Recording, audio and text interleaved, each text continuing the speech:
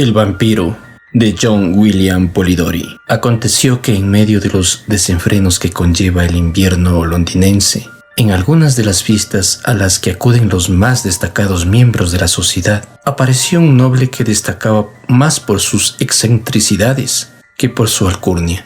Contemplaba todo el júbilo a su alrededor como si no pudiese compartirlo. Por lo visto, tan solo atraía su atención la sonrisa luminosa de la belleza, que él podía silenciar con una única mirada, metiendo miedo en los pechos donde la irreflexión reinaba. Los que experimentaban aquella sensación de miedo no podían explicarse su procedencia. Unos la atribuían a sus ojos, completamente grises, que al escrutar el rostro de alguna persona no parecían traspasarla y penetrar de un vistazo en los pliegues más recónditos de su corazón, sino que se hundían sobre su mejilla como un plomizo rayo que gravitara sobre la piel sin ser capaz de atravesarla. Sus extravagancias eran la causa de que lo invitasen a todas las fiestas. Todos deseaban verlo, y a los que, acostumbrados a intensas emociones, sentían ahora el peso del hastío, les gustaba contar con la presencia de alguien que pudiera llamar su atención. Pese al aspecto cadavérico de su rostro, que ni el rubor de su modestia ni las fuertes emociones pasionales lograban encender en ningún momento, su figura y su perfil eran hermosos, y muchas señoras sedientas de notoriedad intentaban atraer sus atenciones, o por lo menos una pequeña prueba de lo que se podría llamar afecto. Lady Mercer, que desde su boda había sido el objeto de las risas de cualquier monstruo que se exhibiera en salones, literalmente se le echó encima, y tan solo le faltó disfrazarse de saltimbanqui para atraer sus atenciones, pero en vano. Cuando se encontraba ante él parecía no darse cuenta de su presencia, aunque sus ojos la miraban fijamente. En apariencia, hasta su impasible descaro terminó por frustrarse y se vio obligada a dejar el campo libre. Pero aunque ni la vulgar adúltera lograba atraer su mirada, el sexo femenino no le resultaba indiferente. No obstante, la cautela con que se dirigía a la virtuosa esposa o a la hija inocente era tal que muy pocos le habían visto nunca dirigir la palabra a alguna mujer. Eso sí, tenía fama de ser un excelente conversador, y fuese porque esa cualidad lograba vencer el temor que su personalidad tan excéntrica inspiraba a las mujeres, o porque lograba conmoverlas su aparente indiferencia por el vicio, la verdad es que solía frecuentar la compañía tanto de señoras cuyas virtudes domésticas constituían el orgullo de su sexo, como de aquellas que lo mancillaban mediante sus vicios. En esa misma época llegó a Londres un joven caballero de apellido Aubrey, huérfano desde la temprana niñez, que compartía con su única hermana la enorme fortuna que sus padres le dejaron. Fue abandonado también por sus tutores, que creían que su deber se reducía a cuidar de su dinero, mientras al mismo tiempo delegaban la tarea más importante de educar su alma al cuidado de ayudantes mercenarios, por lo que el joven cultivó más la imaginación que su buen juicio. Por tanto, detentaba un elevado sentido romántico del honor y esa franqueza que con tanta asiduidad arruina a la mayoría de las aprendices de modistas. Creía que todo el mundo compartía la virtud y que el vicio había sido esparcido por la providencia como un peculiar contraste escénico, como suele verse en las novelas. Creía que la miseria de un cottage tan solo consistía en la ropa de vestir, que era igual de cálida pero estaba mejor adaptada a los ojos del pintor por sus irregulares pliegues y los variables coloridos de sus remiendos. Creía, en resumen, que las realidades de la vida se reflejaban en los sueños de los poetas. Era un hombre apuesto, sincero y acaudalado. Por ello, cuando entró en sociedad, las madres lo cercaron y rivalizaban en describirlo con menos exactitud a sus extenuadas y retozonas favoritas. Al mismo tiempo, sus hijas, por la manera en que se animaba su semblante cuando él se acercaba y cómo lo observaban con chispeantes ojos cuando abría la boca, les hicieron pronto concebir falsas ideas sobre sus propios méritos y su talento. Le había cogido una gran fascinación a leer novelas cuando se encontraba solo. Le sorprendía descubrir que, menos que en las velas de sebo y cera, que parpadeaban no debido a la presencia de algún fantasma, sino por la clara falta de pabilo, no existía base real alguna para ese montón de imágenes y descripciones agradables que contenían los volúmenes que tenía guardados en su estudio. Sin embargo, encontrando cierta compensación en su vanidad satisfecha, estaba a punto de renunciar a sus sueños, cuando el extraordinario ser que acabamos de describir se cruzó en su camino. Lo observó con mucha atención y esa misma imposibilidad de poder formarse una idea exacta del carácter de un hombre encerrado del todo en sí mismo, que no daba más muestras de prestarle atención a las cosas que lo rodeaban, a no ser por el tácito reconocimiento de su ser consistente en el hecho de evitar el contacto con ellas, consintiendo que su imaginación se figurase todo lo que complacía su afición a las extravagantes ideas. No tardó mucho en considerar al personaje en cuestión como un héroe de novela y tomó la decisión de fijarse más en la criatura que su imaginación había forjado que en la persona que tenía enfrente. Empezó a conocerlo, tuvo atenciones con él y su amistad llegó a progresar tanto que siempre se admitía su presencia. Poco a poco fue conociendo que los asuntos de Lord Ruthven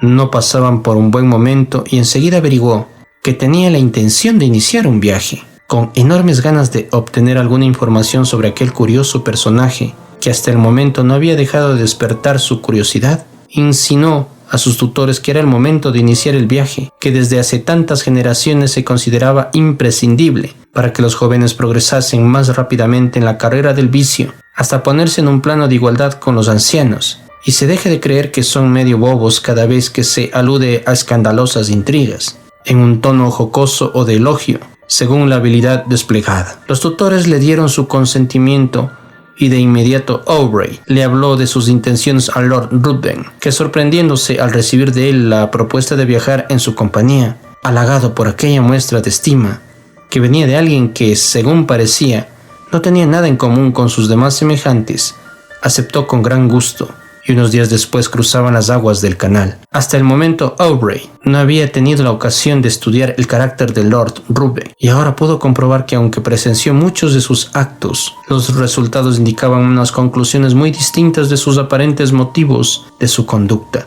Era manirroto en su generosidad. Los parados, vagabundos y mendigos recibían de él más que suficiente para poder satisfacer sus más inmediatas necesidades, pero no pudo dejar de advertir que no ofrecía limosna a la gente virtuosa, que había sido reducida a la indigencia por los infortunios que también acompañan a la virtud, sino que les cerraba las puertas con un desprecio casi no contenido. Pero cuando cualquier libertino se le acercaba solicitándole ayuda, no para poner remedio a sus penas, sino para regodearse en la lujuria o hundirse más todavía en su agujero, lo despedía con enorme benevolencia. Aubrey, sin embargo, atribuía aquello a la importunación de los viciosos, que prevalece por lo general sobre la timidez retraída de los indigentes virtuosos. En lo relativo a la caridad de su señoría había una circunstancia que le impresionaba aún más. Todos los que recibían una limosna suya comprobaban que la misma traía siempre consigo una maldición, pues todos ellos o bien acababan en el cadalso o bien hundidos en la más baja y abyecta de las miserias. En Bruselas y el resto de las ciudades que visitaron, Aubrey observó con sorpresa la evidente impaciencia con que su compañero de viaje buscaba los centros de vicio más de moda, y allí se metió a fondo en el ambiente de la mesa de Faraón. Apostaba y siempre ganaba, menos cuando su adversario era un conocido taur, y entonces perdía más dinero del que había ganado, aunque siempre mantenía un mismo rostro inalterable, con el que solía mirar a la gente que lo rodeaba. Pero no pasaba lo mismo cuando se enfrentaba a un jovencito e irreflexivo novato o a un miserable padre de familia numerosa. En esos casos, las leyes del azar parecían dictadas por su mismo deseo. Dejaba a un lado su ensimismamiento aparente y le brillaban los ojos más que a un gato al jugar con un ratón medio muerto. En cada ciudad en la que se establecía, dejaba al joven antes opulento, excluido del círculo del que fue decorado, maldiciendo, en medio de la soledad de una mazmorra, el destino que lo puso al alcance de aquel desalmado. Mientras que muchos padres, acosados por las expresivas miradas de sus hambrientos hijos, se encontraban desesperados al perder hasta la última moneda de su antaña elevada fortuna, con lo que ni tan siquiera podían adquirir lo necesario para calmar sus más imperiosas necesidades. Aún así, nunca obtenía ganancias en la mesa de juego. Perdía de inmediato, para una mayor ruina de muchos, hasta la última de las monedas que acababa de arrebatar a la convulsa mano de cualquier inocente. Puede que aquello fuese la consecuencia de un cierto nivel de maestría en el juego Por otra parte, no le capacitaba para vencer la astucia de los más ejercitados. Aubrey deseaba con frecuencia comentárselo a su amigo, así como pedirle que renunciase a aquel placer de la caridad, que resultaba ser la ruina de todos, y no contribuía a su bien. Pero lo demoraba, pues todos los días esperaba que su compañero le diese alguna oportunidad de hablar con franqueza y sin tapujos.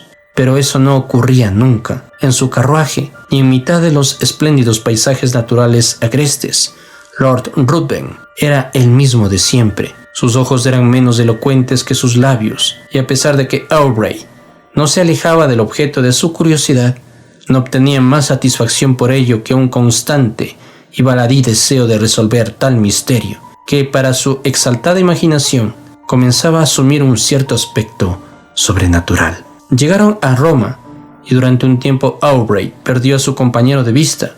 Lord Ruthven lo dejó para poder asistir regularmente a unas tertulias matinales que ofrecía una condesa italiana, mientras él salía en busca de monumentos conmemorativos en otra ciudad que parecía desierta. Mientras se distraía en eso, les llegaron cartas de Inglaterra que abrió con una impaciencia apremiante. La primera de ellas era de su hermana y solo contenía muestras de afecto. El resto era de sus tutores y la más reciente de ellas le asombró. Si se le había pasado antes por la cabeza que su acompañante pudiese tener un poder maléfico, aquellas cartas casi le proporcionaron los motivos suficientes para confirmar todas sus sospechas. Sus tutores le insistían en que abandonase de inmediato a su amigo, alegando que era un ser terriblemente depravado, cuyo elevado poder de seducción hacía que sus costumbres licenciosas fueran aún más peligrosas para la sociedad. Habían descubierto que su desdén por la adúltera no era debido a que odiase su reputación,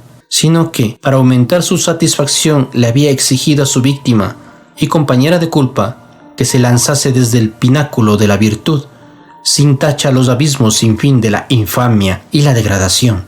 En fin, que todas esas mujeres a las que había buscado él, a cuenta seguramente de su virtud, se quitaron la máscara tras su partida, y no mostró escrúpulo alguno en exponer toda la deformidad de sus vicios a la vista del público. Aubrey tomó la decisión de dejar a aquel a quien todavía no había demostrado una sola faceta halagueña de su carácter.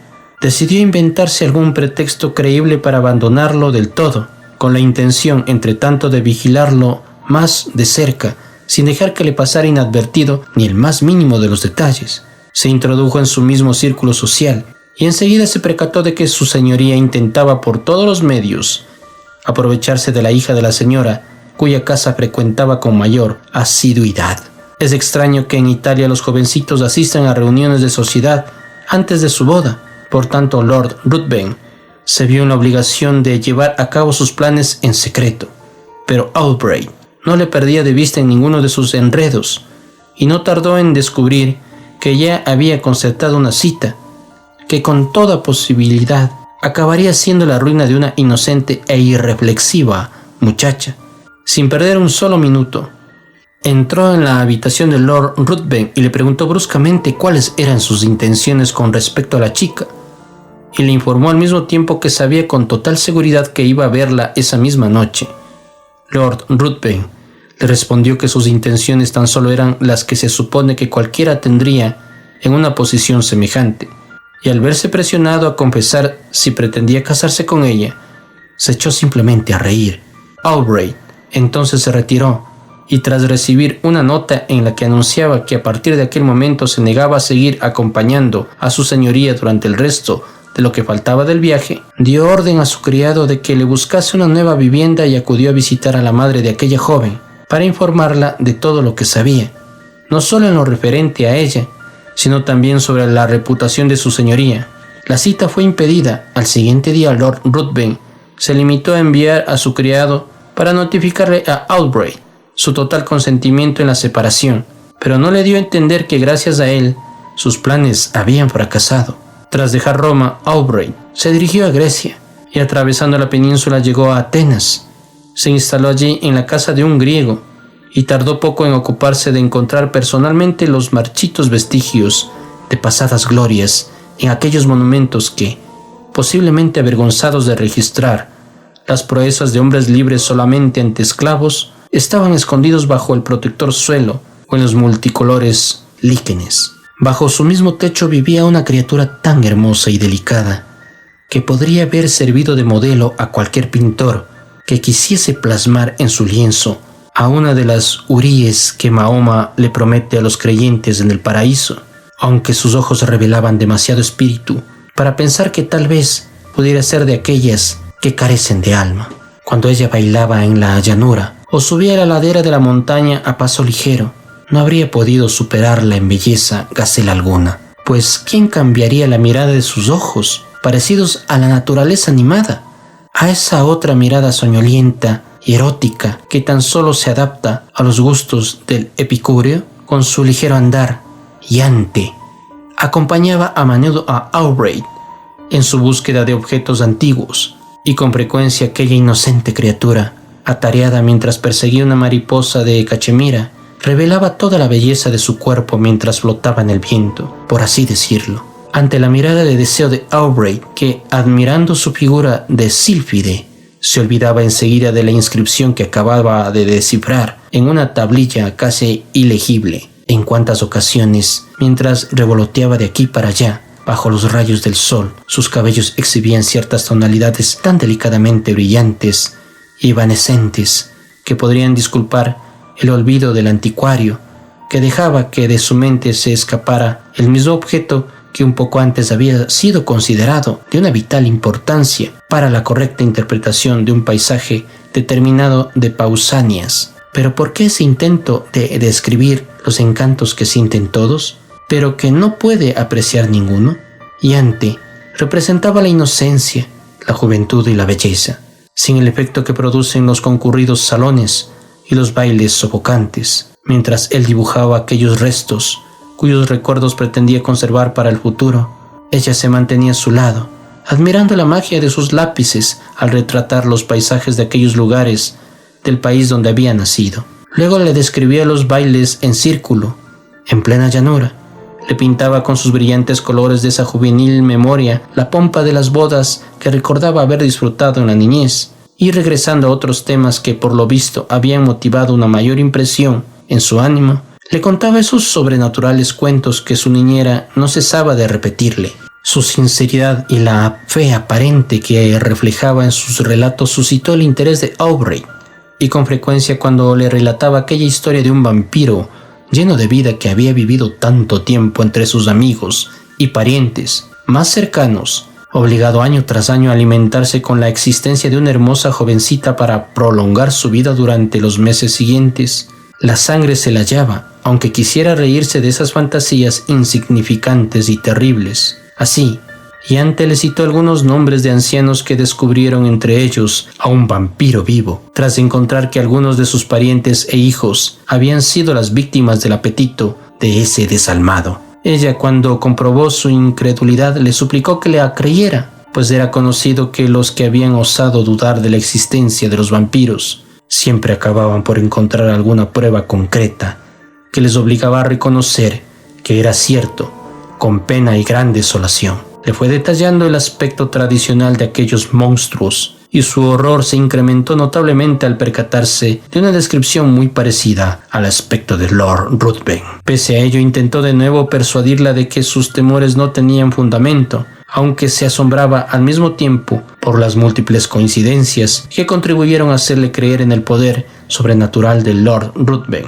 Aubrey se encariñaba cada vez más con Yante. Su inocencia, tan diferente de las virtudes de las mujeres entre las que había buscado su ideal, terminó por conquistar su corazón. Y de la misma manera que le parecía ridícula aquella idea de que un joven con educación inglesa se casara con una chica griega inculta, cada vez se encariñaba más con la criatura de ensueño que tenía ante él. En ocasiones se apartaba de ella en contra de su voluntad, y después de diseñar un plan para buscar antigüedades, partía con la decisión de no regresar hasta haber conseguido su objetivo. Pero siempre le era imposible fijar su atención en aquellas ruinas que se encontraban a su alrededor, pues en su mente retenía una imagen que, por lo visto, había logrado apoderarse en exclusiva y con legitimidad de todos sus pensamientos. Yante no se percataba de su amor, y por ello conservaba aquella misma franqueza infantil que le sedujo desde un primer momento. Parecía que siempre se separaba de él a disgusto, pero era porque no podía contar con nadie con quien poder visitar aquellos lugares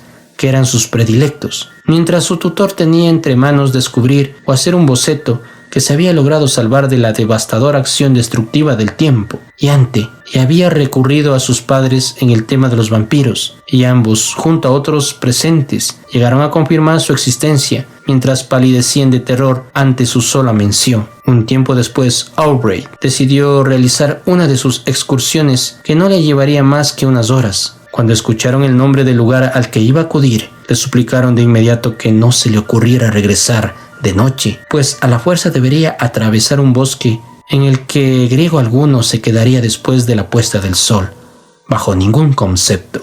Se lo describieron como un lugar que estaba frecuentado por los vampiros, que celebraban allí sus orgías nocturnas, augurando la mayor de las desgracias a quien se atreviera a cruzar aquel sendero. Le quitó importancia a sus protestas, intentando reírse a carcajadas de aquella idea, pero al verlos estremecerse ante su atrevimiento de burlarse de un poder infernal, cuyo solo nombre les helaba la sangre, decidió callarse. A la mañana siguiente, cuando se disponía a marchar solo, se sorprendió al observar el semblante melancólico de su anfitrión y se preocupó al descubrir que sus palabras, al burlarse de aquellos horribles demonios, les pudiesen causar un terror semejante. Cuando ya iba a partir, Yante se acercó a su caballo y le suplicó de todo corazón que volviese antes de que la noche posibilitase a aquellos seres disfrutar de todos sus poderes. Él se lo prometió, pero sus investigaciones lo mantuvieron tan ocupado que no se percató de que la luz del día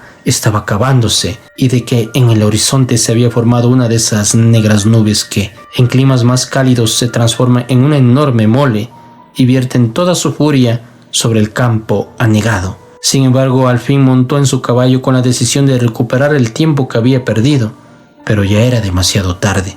En aquellos climas meridionales, el crepúsculo casi se desconoce, el sol se pone enseguida y la noche comienza. Antes de recorrer un buen trecho, la tormenta se le echó encima. No había un momento de reposo en el retumbar de los truenos. Una torrencial lluvia se abría paso entre el follaje del bosque, mientras los deprimentes relámpagos parecían caer en zigzag y estallarle en los pies. Su caballo se asustó de pronto y echó a galopar, llevándole a través del enmarañado bosque con una espantosa rapidez. El animal agotado se detuvo por fin a la deslumbrante luz de los relámpagos y Aubrey descubrió que se encontraba cerca de un cobertizo enterrado entre montones de hojas secas y maleza. Desmontó para aproximarse a él con la esperanza de encontrar a alguien que le pudiese guiar hasta la ciudad, o al menos obtener un refugio mientras durase la tormenta. Cuando se acercaba, los truenos cesaron de repente, lo que le permitió escuchar los terribles chillidos de una mujer, mezclados con unas exultantes carcajadas de burla que fueron prolongándose en casi un continuo estruendo. Estaba muy asustado, pero acuciado ante un nuevo trueno que retumbó sobre la cabeza. Forzó la puerta de la choza. Estaba en la más completa obscuridad. Se pudo guiar por el ruido. Su presencia, por lo visto, había pasado inadvertida, pues pese a su llamada, los gritos continuaron y nadie le prestó ninguna atención. De repente contactó con alguien al que se aferró de inmediato. Una voz gritó, otra vez desconcertado, a lo que siguió una sonora carcajada. Entonces sintió como alguien lo agarraba con una fuerza que parecía sobrehumana. Decidió vender su vida lo más cara posible e hizo un gran esfuerzo. Fue en vano. Lo levantaron en vilo y lo tiraron al suelo con una enorme fuerza. Su enemigo le cayó encima y poniéndole la rodilla en el pecho, se dispuso a rodearle la garganta con sus manos, cuando el resplandor de varias antorchas que penetraron a través de la abertura por donde solía entrar la luz por el día, lo deslumbró. El desconocido dejó su presa y se levantó enseguida. Atravesó la puerta a toda velocidad y unos segundos después ya no se percibía el crujir de las ramas mientras se abría paso entre la vegetación del bosque. La tormenta se calmó y Aubrey, sin capacidad de movimiento, no tardó en ser oído por los que se encontraban afuera, que decidieron entrar. La luz de sus antorchas iluminó aquellas paredes de adobe y un techo de paja recubierto de unos espesos pegotes de hollín. Tras pedirlo Aubrey, se pusieron a buscar a la mujer cuyos gritos lo habrían atraído. Lo dejaron a oscuras de nuevo. ¿Cuál no sería su horror cuando, a la luz de las antorchas que acababan de regresar, se percató de la presencia del cuerpo etéreo de su hermosa guía, en forma de cadáver inanimado? Cerró sus ojos esperando que no fuese más que una visión de su mente trastornada. Cuando de nuevo los abrió, pudo ver a esa misma figura tendida a su vera. No tenía color en las mejillas, ni en los labios siquiera. Aún así, la inmovilidad de su rostro le parecía casi tan atractiva como la vida que residió allí en otros tiempos. Tenía unas manchas de sangre en el cuello y en el pecho.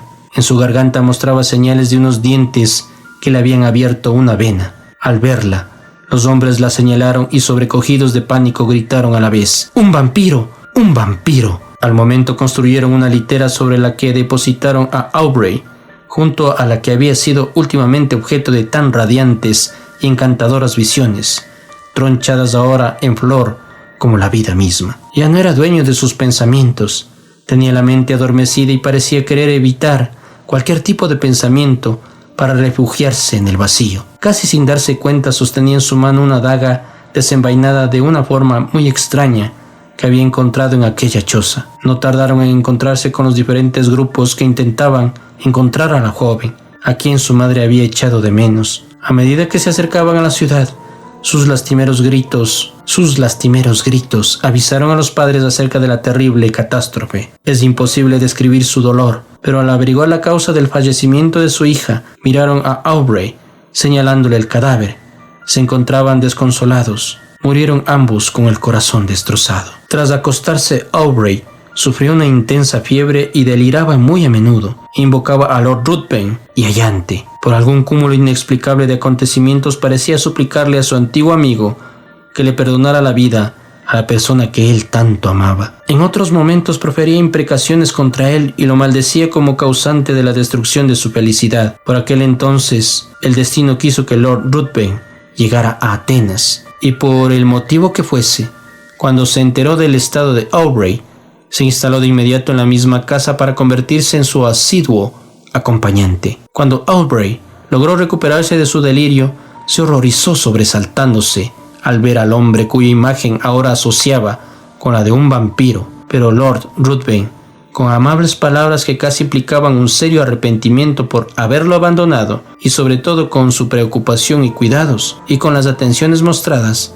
no tardó mucho en habituarse a su presencia. Su señoría parecía cambiado completamente. Ya no se mostraba como aquel ser apático que tanto asombró a Aubrey. Pero en cuanto su enfermedad empezó a hacer rápidos progresos, volvió a recuperar poco a poco su antiguo estado de ánimo, y Aubrey no pudo observar en él cambio alguno, salvo que en ocasiones lo sorprendía mirándole fijamente, con esa sonrisa de malévola exultación en sus labios. No conocía el porqué, pero aquella sonrisa le causaba obsesión. Durante la última etapa de la recuperación del enfermo, Lord Ruthven aparentemente se dedicó a contemplar las olas que la brisa levantaba, o a observar el curso de las constelaciones que giran alrededor del inmóvil sol. Como nuestro mundo, a decir verdad, parecía que quería ocultarse de las miradas ajenas. A causa de toda aquella conmoción, la mente de Aubrey resultó muy debilitada. La flexibilidad de espíritu que en otro tiempo le había distinguido parecía haberle abandonado para siempre. Se había convertido en un convencido amante de la soledad y del silencio, tanto como Lord Ruthven. Pero por mucho que buscase la soledad, su mente era incapaz de encontrarla en las cercanías de Atenas. Si la buscaba entre las ruinas que antaño había frecuentado, la imagen de Yante le venía encima. Si la buscaba en los bosques, parecía que sus ligeros pasos vagaban entre la maleza, buscando a las modestas violetas. De pronto, más tarde, cambiaba de opinión y su imaginación demente le hacía ver a su amada con el rostro pálido, la garganta llena de sangre y una sonrisa sumisa en sus labios. Aubrey tomó la decisión de huir de aquellos paisajes en los que cada uno de sus detalles producía en su mente sensaciones tan amargas. Le propuso a Lord Ruthven, con quien se sentía en deuda por los solícitos cuidados que con él había tenido durante su enfermedad, ir a visitar aquellas regiones griegas que aún no habían contemplado. Viajaron por todas partes y buscaron lugares que se vincularan a algún recuerdo, pero pese a acudir de un lugar a otro, no parecían apreciar lo que miraban. Oyeron hablar con frecuencia de salteadores, pero empezaron a ignorar poco a poco aquellas afirmaciones, pues imaginaban que se trataba de invenciones de ciertos sujetos que intentaban buscar la generosidad de los que pretendiesen defenderse de aquellos peligros. Así pues, ignoraron las advertencias de sus lugareños. En cierta ocasión viajaron con una reducida escolta, pero más bien para que les sirviera de guía que de defensa. pero nada más de entrar en un estrecho desfiladero, en cuyo fondo discurría un torrente entre abundantes rocas que se habían desprendido de los precipicios circundantes, tuvieron motivo para arrepentirse de sus decisiones y su desidia. Nada más de entrar el grupo en el angosto desfiladero, las balas comenzaron a silbar cerquita de sus cabezas, y el eco les repetía el estruendo de muchas armas de fuego, lo que les sobresaltó. En un segundo fueron abandonados por la escolta y ocultos tras las rocas comenzaron a disparar en la dirección de la que procedían aquellas detonaciones. Imitando su ejemplo, Lord Ruthven y Aubrey de momento se ocultaron tras una curva protectora del sendero, pero con la vergüenza de haber sido detenidos de esa manera por un enemigo que les obligaba a avanzar mientras les lanzaba gritos insultantes, y estando a merced de una inevitable matanza, si a alguno de sus atacantes se les ocurría trepar a lo alto y sorprenderles por detrás, decidieron inmediatamente abalanzarse en pos de sus enemigos. Apenas dejaron la protección de las rocas, Lord Ruthven recibió un tiro en la espalda que lo tiró al suelo. Aubrey corrió a ayudarlo y, dejando a un lado la pelea o el propio peligro que se estaba corriendo, no tardó en ver cómo lo rodeaban para su sorpresa los rostros de los salteadores, pues al ver que habían herido a Lord Ruthven, la escolta que los acompañaba depuso sus armas de inmediato para rendirse. Tras prometerles una suculenta recompensa, Aubrey no tardó en convencerles para que llevaran a su amigo herido hasta una cabaña cercana, y tras pactar con ellos un rescate dejaron de molestarlo con su presencia. Se limitaron a vigilar la entrada hasta que su camarada regresase con la suma que le habían prometido, para lo que llevaba una orden de entrega. Las fuerzas de Lord Ruthven disminuían con rapidez. La gangrena apareció a los 2 días y la muerte avanzaba a toda prisa. Su comportamiento y su semblante no habían cambiado. Parecía un ser tan indiferente al dolor como lo había sido a todo lo que le rodeaba. Pero al final de la última tarde parecía tener alguna preocupación y miraba con frecuencia fijamente a Aubrey, el cual le había ofrecido su ayuda con una sinceridad mayor a la habitual. «Ayúdame, puedes salvarme, aún se puede hacer más. No se trata de mi vida, cuya pérdida casi no me preocupa, al igual que el día se acaba. Pero puedes salvar mi honor, el honor de un amigo». «¿Cómo? Dime cómo». «Haría cualquier cosa», le respondió Aubrey. «Yo os pido bien poco. Mi vida está declinando a un ritmo acelerado. No puedo explicarlos todo, pero si pretenderáis ocultar todo lo que de mí sabéis, mi honor quedaría inmaculado a los ojos de todo el mundo. Y si mi muerte es ignorada en Inglaterra durante algún tiempo,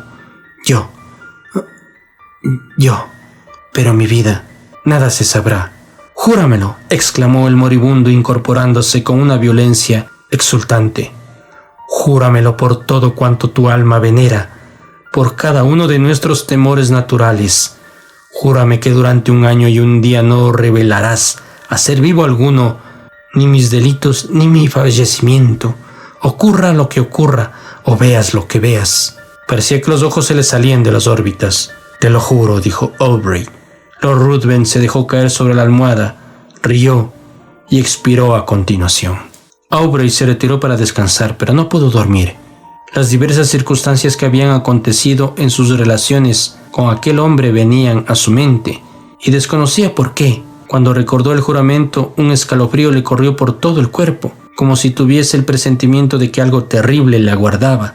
Se levantó muy temprano a la mañana siguiente, y cuando se encontraba a punto de entrar en el cobertizo donde había dejado el cadáver, se encontró con uno de los asaltantes, quien le informó que el cadáver ya no se encontraba allí, pues mientras Aubrey dormía, él y sus compañeros lo habían trasladado a la cima de un monte próximo, de acuerdo a lo que habían prometido a su señoría, de exponer su cadáver al primer rayo helado de la luna. Aubrey mostró su sorpresa y, llevándose a algunos hombres, decidió enterrarlo en el mismo lugar donde yacía, pero al llegar a aquella cima no encontró rastro alguno del cadáver, ni de su vestimenta, aunque todos los asaltantes le juraron que habían depositado su cuerpo sobre una roca, idéntica a la que le estaban señalando.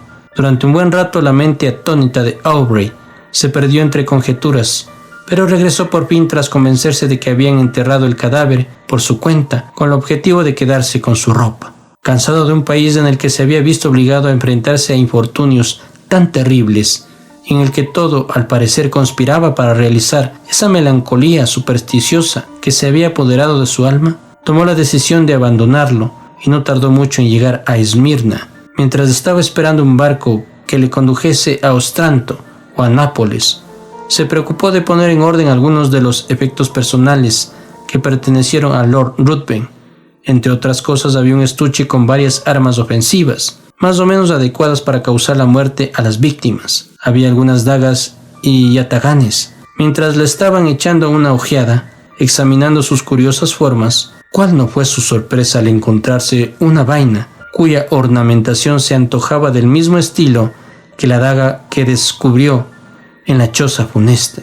Se estremeció y se apresuró a conseguir más pruebas. Encontró el arma y se pueden imaginar su terror al descubrir que, aunque tenía una peculiar forma, encajaba a la perfección en aquella vaina que tenía entre sus manos. Sus ojos ya no parecían necesitar una prueba más.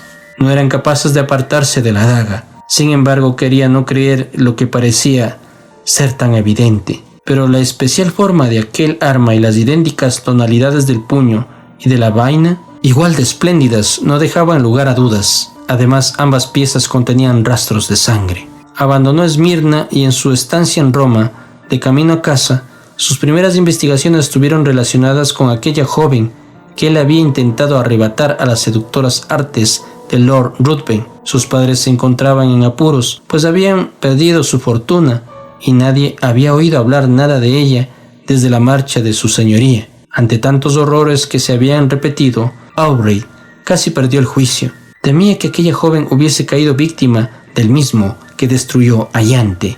Se volvió un ser taciturno y silencioso, y su única ocupación consistía en dar prisa a los servidores, como si fuese a salvarle la vida a algún ser amado. Llegó a Calais, y una brisa que parecía obedecer a sus más profundos deseos no tardó mucho en acercarle a las costas inglesas.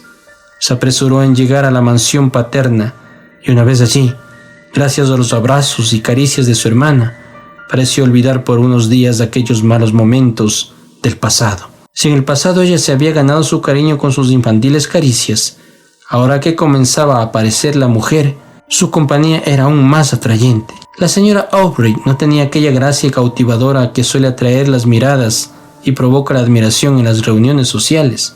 Carecía de esa brillantez superficial que tan solo existe en la caldeada atmósfera de una sala concurrida. Sus azules ojos no se iluminaban nunca porque tras ellos hubiese un espíritu frívolo. Poseía un melancólico encanto que no parecía provocado por la mala suerte, sino por algún íntimo sentimiento que parecía desvelar un alma que era consciente de algún destino más radiante. No tenía en sus andares aquel paso ligero capaz de extraviarse en cualquier sitio en que pudiese atraerlo con una mariposa o algún color. Eran despreocupados y silenciosos. Cuando estaba sola, el rostro nunca se le iluminaba con sonrisas de júbilo, pero cuando le expresaba su afecto a su hermano y podía olvidar en su presencia las penas que perturbaban su sosiego, según ella sabía, ¿quién podría cambiar su sonrisa por la de la voluptuosidad? Daba la impresión de como si aquellos ojos, aquel rostro, se comportaran de acuerdo con las particularidades de su nacimiento. Tan solo tenía 18 años y aún no había sido presentada en sociedad, pues sus tutores habían creído más conveniente que aquella presentación se aplazara hasta que su hermano regresara del continente para poder protegerla. Así pues, se decidió que la próxima recepción, que sería muy pronto, era el momento adecuado de su entrada en el gran mundo. Aubrey hubiese preferido quedarse en la mansión paterna y poder seguir explotando la melancolía que tanto le agobiaba. No era capaz de sentir interés alguno por las frivolidades de las reuniones de moda, cuando tanto le atormentaban los sucesos que había podido presenciar. Pero tomó la decisión de sacrificar su propio bienestar con el fin de proteger a su hermana. Llegaron pronto a Londres y se prepararon para la recepción que habían anunciado para el día siguiente. Había un aforo excesivo. Hacía tanto tiempo que no se celebraba recepción alguna, y todos aquellos que anhelaban disfrutar del favor real acudieron a ella. Aubrey acudió allí con su hermana. Mientras estaba apartada en una de las esquinas del salón, indiferente a todo cuanto sucedía a su alrededor, y recordando que fue en aquel mismo lugar donde pudo conocer por primera vez a Lord Ruthven, sintió de pronto que lo agarraban de un brazo, y una voz muy familiar le susurró al oído: «Recuerda tu juramento». Apenas reunió valor para volverse por miedo a contemplar un espectro que pudiese atacarlo, cuando vio a escasa distancia al mismo personaje que le había llamado la atención la primera vez que entró en sociedad en aquel mismo sitio. Lo estuvo mirando hasta que sus piernas casi se negaron a soportar su peso, viéndose en la necesidad de cogerse al brazo de un amigo y a abrirse paso entre la gente. Luego entró al interior de su carruaje y dio orden de que lo llevasen a casa. Al llegar a su casa no paró de recorrer de un lado a otro su habitación con paso acelerado, sujetándose la cabeza con las manos, como temiendo que sus pensamientos la fueran a hacer estallar. Se enfrentaba de nuevo a Lord Ruthven y todos los detalles acudieron a su mente en una sucesión atroz: la daga, su juramento. Se animó. No creía posible que los muertos resucitasen. Sin duda alguna, su imaginación estaba evocando la imagen que ocupaba sus pensamientos. Resultaba imposible que aquello fuera real. Por tanto, decidió regresar de nuevo a la vida social, pues, aunque intentó preguntar sobre Lord Ruthven, no fue capaz de despegar los labios para poder pronunciar ese fatídico apellido y no logró obtener información alguna. Varios días después asistió a una reunión junto a su hermana en la casa de un pariente cercano, confiando a una matrona el cuidado de su hermana. Se retiró a un lugar apartado para entregarse de lleno a sus cavilaciones, que le carcomían el alma. Por último, viendo que muchos asistentes se iban marchando, se animó y entró en otro aposento, donde se encontró a su hermana rodeada de varias personas, con las que parecía que estaba manteniendo una conversación seria. Intentó entrar y acercarse a ella, cuando un hombre al que había rogado que se apartara se volvió hacia él para revelarle las facciones que más aborrecía. Aubrey dio un saltito hacia adelante, cogió a su hermana del brazo y con paso acelerado la obligó a que saliese a la calle, y en la puerta le estorbaron una multitud de criados que estaban esperando a sus señores, y mientras se abrían paso entre todos ellos, oyó una vez más aquella voz que le susurraba al oído: «Recuerda el juramento. Recuerda el juramento». No se atrevió a volverse, sino que tras meterle prisa a su hermana llegaron pronto a casa. Aubrey casi se volvió loco. Si le obsesionaba una idea fija antes, cuanto más no lo haría ahora, que aquella certeza de que el monstruo había vuelto otra vez a la vida activaba sus pensamientos. Todas las atenciones de su hermana ahora le dejaban indiferente, y ella le suplicó en vano que le explicase el motivo de su tan repentino cambio de actitud. Él tan solo dijo unas pocas palabras que la horrorizaron. Cuanto más pensaba, se sentía más desconcertado. Le asustaba su juramento. ¿Podía permitir que aquel monstruo vagara en total libertad, arruinando con su fétido aliento a todos los seres que él quería? ¿No impediría sus progresos? Hasta su propia hermana podía verse afectada. Pero aunque rompiera su juramento y desvelara sus sospechas, ¿quién iba a creerle? Pensó en utilizar sus propias manos para liberar al mundo de semejante criatura, pero se acordó de que ya había burlado en una ocasión a la muerte. Permaneció en ese estado durante varios días, encerrado en sus aposentos. No se reunía con nadie y tan solo se alimentaba cuando su hermana, entre lágrimas, acudía a implorarle que por su propio bien diese un respaldo a la naturaleza. Por fin, incapaz de continuar soportando la inmovilidad y la soledad, abandonó la casa y vagó de una calle a otra, deseando huir de esa imagen que lo estaba atormentando. Se volvió descuidado con su vestuario y paseaba exponiéndose tanto al sol de mediodía como a la humedad de medianoche. Estaba irreconocible. En un principio solía regresar a su casa al atardecer, pero después se tumbaba en el suelo a descansar en cualquier sitio donde la fatiga le sorprendiese. Muy preocupada por su seguridad, su hermana contrató a varias personas para que lo siguiesen, pero Aubrey no tardó en burlarlas, pues era capaz de huir del más hábil perseguidor, su pensamiento. Pero de pronto su actitud cambió. Sobrecogido por la idea de que su ausencia dejaba a todos sus conocidos expuestos a las garras de un demonio cuya existencia desconocían, decidió tomar parte de nuevo en la vida social para vigilarlo de cerca, con la intención de prevenir, pese a su juramento, a todos los que entablaran una íntima relación con Lord Ruthven.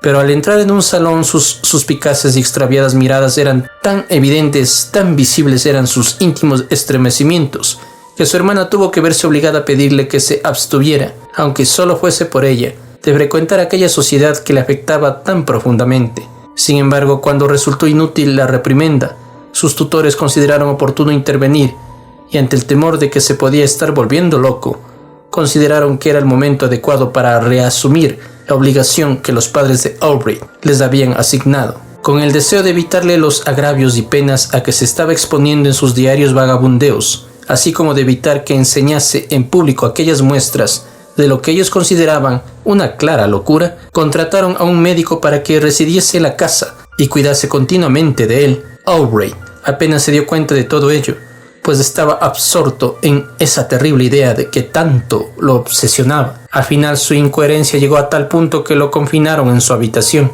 Allí pasaba días enteros incapaz de reacción alguna. Se encontraba demacrado y sus ojos habían adquirido un brillo vidrioso. Tan solo daba muestras de afecto y de reconocimiento cuando entraba su hermana. Se sobresaltaba y tras cogerle las manos con una expresión que tanto le afligía, le solicitaba que no lo tocase. «Ah, no lo toques. Si valoras de verdad tu amor por mí, no te acerques a él». Pero cuando ella le preguntaba a quién se refería, su respuesta única era «cierto, cierto», y se volvía a sumir en un estado del que ni ella misma era capaz de sacarlo. La situación duró algunos meses, pero a medida que el año iba pasando, sus incoherencias llegaron a ser menos frecuentes.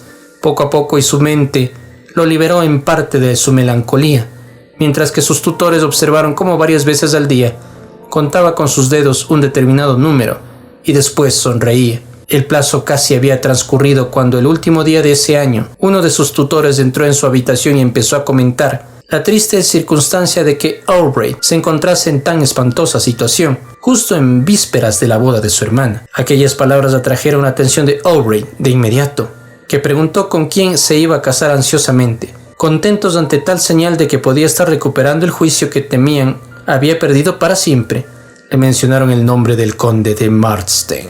Creyendo que hablaban de algún joven conde que había sin duda conocido en sociedad, Aubrey pareció alegrarse y los sorprendió todavía más al darles a conocer su intención de asistir a la boda y su deseo de ver inmediatamente a su hermana. No le dieron respuesta, pero a los pocos minutos su hermana acudió a verlo. Parece ser que de nuevo se mostraba sensible al influjo de la encantadora sonrisa de ella, pues la estrechó contra su pecho, le besó en la mejilla, mojada por las alegres lágrimas que le cayeron ante la idea de que su hermano se mostraba de nuevo sensible a las muestras de cariño. Comenzó a conversar con su habitual entusiasmo y a felicitarla por sus futuras nupcias con una persona tan distinguida por su linaje y su talento, cuando de pronto se percató de un medallón que llevaba colgando en el pecho. Lo abrió y se sorprendió enormemente al reconocer los rasgos del monstruo que tanto había influido en su existencia. En un arranque de rabia le arrebató el retrato y lo pisoteó.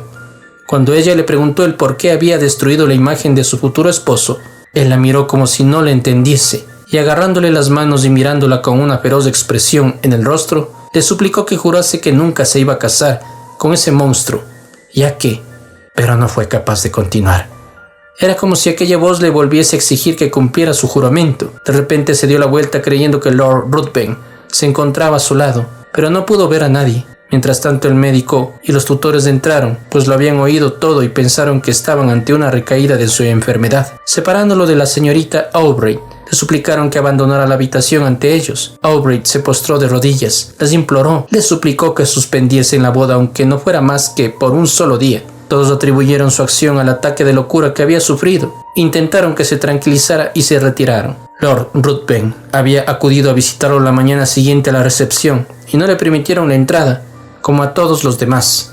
Cuando se informó del mal estado de salud de Aubrey, comprendió enseguida que él era la causa, pero cuando se enteró de que lo habían declarado loco, no fue capaz de ocultar su alegría y su felicidad a los que le facilitaban aquella información. Se encaminó a casa de su antiguo compañero y con su continua presencia, el profundo afecto que simuló sentir por Aubrey y el interés por su destino, se fue ganando poco a poco la voluntad de la señorita Aubrey. ¿Quién se hubiese podido resistir a su poder? Tenía tantas aspiraciones y peligros que contar. Era capaz de hablar de sí mismo como si fuera un ser que no podía encontrar la comprensión en ningún otro individuo de este concurrido mundo, salvo en aquella a la que se estaba dirigiendo. Le sabía decir cómo, desde que se conocieron, su existencia comenzó a ser digna de poder conservarse, aunque solo fuese para poder oír su dulce acento. En fin, utilizó tan bien el viperino arte de la seducción y la adulación, o por un simple dictamen del destino, que se logró ganar su afecto. Cuando pasado el tiempo le correspondió el título de la rama más ancestral del árbol familiar, se le asignó una importante embajada, lo que le sirvió de excusa para acelerar la celebración de la boda. Pese al estado deplorable del hermano de ella, que se celebraría el mismo día de su partida al continente. Cuando el doctor y sus tutores lo dejaron a solas, Aubrey quiso sobornar a los criados, pero fue en vano. Les pidió pluma y papel y se lo dieron. Escribió una carta a su hermana para conjurarla si valoraba su propia felicidad y su honor, así como el honor de los que ahora yacían en sus tumbas, que en una ocasión la sostuvieron en sus brazos, como esperanza, y la de su casa, a que se decidiera a retrasar la boda aunque solo fuera unas horas, porque si no le aseguraba las mayores desgracias. Los criados le prometieron entregarla, pero se la dieron al doctor, el cual pensó que lo preferible era no seguir, atormentando a la señorita Aubrey con lo que él pensaba que eran los desvaríos de un loco. Nadie en la casa durmió aquella noche, ocupados todos en los preparativos de la ceremonia del día siguiente, y Aubrey los oyó, bajo un horror mucho más fácil de imaginar que de describir. Por fin llegó la mañana y el ruido de los carruajes estalló en sus oídos.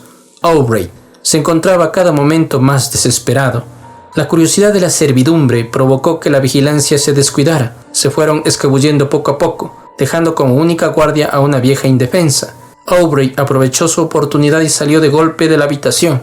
En un segundo se encontró en el salón donde estaban reunidos casi todos. Lord Ruthven fue el primero que se percató de su presencia. Se le acercó inmediatamente y cogiéndole del brazo con fuerza, lo sacó rápidamente del salón, lleno de rabia. Cuando ambos llegaron a la escalera, Lord Ruthven le susurró al oído: «Recuerda tu juramento y entérate de que, si tu hermana no se casa hoy conmigo, quedará deshonrada para siempre. Las mujeres son tan frágiles».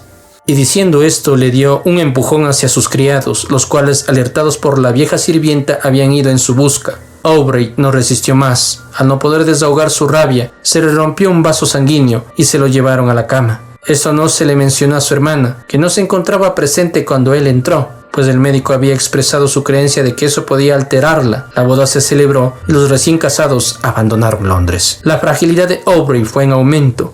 Su escaso flujo de sangre evidenciaba todos los síntomas de que su final estaba cerca. Dio orden de llamar a los tutores de su hermana y al sonar las 12 campanadas de medianoche, relató con total tranquilidad toda la historia mencionada e inmediatamente después falleció. Los tutores se apresuraron enseguida a proteger a la señorita Aubrey, pero cuando la encontraron ya era demasiado tarde. Lord Ruthven había desaparecido y la hermana de Aubrey acababa de saciar la sed de un vampiro. Historias de Ultratumba.